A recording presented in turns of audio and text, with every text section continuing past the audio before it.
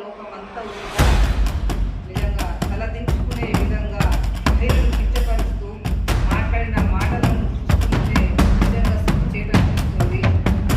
మరి సమంత గారు మిమ్మల్ని ప్రశ్నిస్తారు, మీకు మంత్రి పదవి ఏ విధంగా మీరు అదే విధంగా విన్నారా?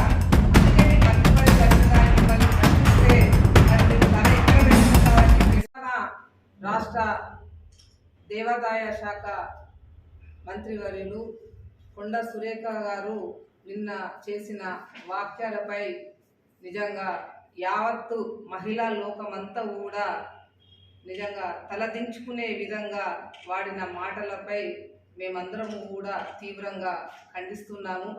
ఎందుకంటే ఒక మహిళ ఉండి అందులో ఒక మంత్రి గారై రాష్ట్రంలో మహిళలందరికీ కూడా దిక్సూచిగా ఉండి మహిళల ముందుకు నడిపించే భాగంలో ముందు ఉండే స్వభావం కలిగి ఉండాలని మహిళలందరూ కూడా మరి ఆమె గురించి ఆలోచిస్తూ ఉంటే మరి ఈరోజు మహిళను కించపరుస్తూ మాట్లాడిన మాటలను చూస్తూ ఉంటే నిజంగా సిగ్గుచేటనిపిస్తుంది.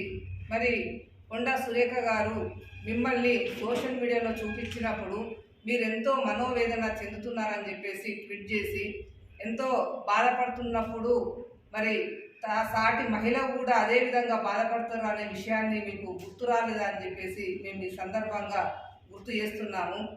అంతేకాకుండా మరి ఒక పని చేయాలంటే యావత్తు మహిళలందరూ కూడా ఆ పనిని ఆపేటందుకు మరి మీరు చేసిన మాటల్లో విధంగా వాళ్ళ దగ్గరికి వెళ్తేనే ఆ పని అవుతుంది అనే విధంగా మీరు మాట్లాడిన మాటలు మరి మీకు మంత్రి పదవి వచ్చింది కదా, సాటి మహిళ మరి సమంత గారు మిమ్మల్ని ప్రశ్నిస్తారు, మీకు మంత్రి పదవి ఏ విధంగా వచ్చింది, మీరు అదే విధంగా వెళ్ళినారా, అందుకే మీకు మంత్రి పదవి వచ్చిందా అని మిమ్మల్ని ప్రశ్నిస్తే మరి మీరు తల ఎక్కడ పెట్టుకుంటారని చెప్పేసి కూడా మరి మేము మహిళలందరి తరఫున కూడా మిమ్మల్ని ప్రశ్నిస్తున్నాము.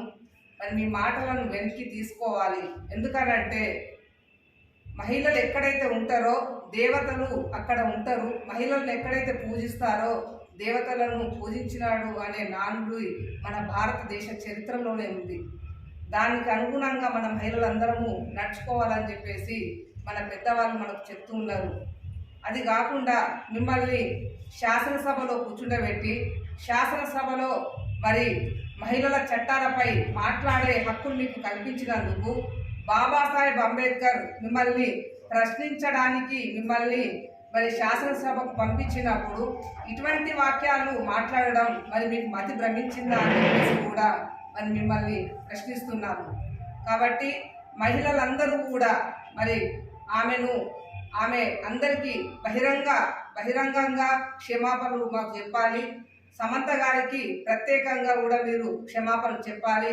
ఎందుకనంటే ఎంతో మనోవేదనకు ప్రతి ఒక్క మహిళ బాధపడుతుంది ఈరోజు మీ వాక్యాలపై. మహిళలకు మీరు చేసింది ఏంటి? మరి మీరు చేసే రాష్ట్రాన్ని అతలాకుతలం చేస్తూ హైడ్రా పేరు మీద హైడ్రామాలు చేసుకుంటూ వాటిని